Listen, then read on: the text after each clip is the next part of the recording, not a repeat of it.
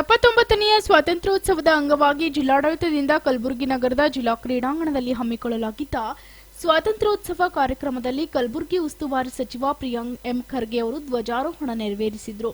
ಬಳಿಕ ಸಚಿವರು ತೆರೆದ ವಾಹನದಲ್ಲಿ ತೆರಳಿ ಗೌರವ ವಂದನೆ ಸ್ವೀಕರಿಸಿದರು. ಪೊಲೀಸ್, ಗೃಹರಕ್ಷಕ ದಳದವರು, ವಿವಿಧ ಶಾಲಾ ಕಾಲೇಜು ವಿದ್ಯಾರ್ಥಿಗಳು ಆಕರ್ಷಕ ಪರೇಡ್ ನಡೆಸಿದರು.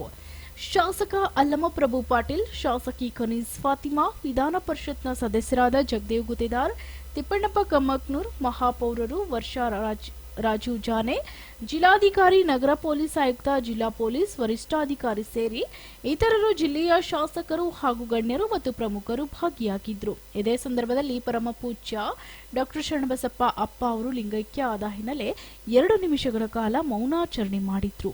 Bureau report, SSV news, Kalaburagi. ತೆರೆದ ವಾಹನದಲ್ಲಿ ಬಿಚ್ಚುಗತ್ತಿಯ ಬೆಂಗಾವಲಿನೊಂದಿಗೆ ಇಂದಿನ ಈ 79ನೆಯ ಸ್ವತಂತ್ರ ಮಹೋತ್ಸವದ ದಿನಾಚರಣೆಯ ಕಾರ್ಯಕ್ರಮದ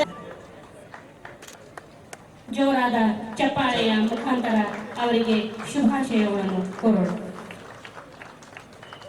ಇದೀಗ ಸನ್ಮಾನ್ಯ ಮುಖ್ಯ ಸಚಿವರು ಮುಖ್ಯ ವೇದಿಕೆ ಎದ್ದು ನಿಂತು ಗೌರವಿಸೋಣ.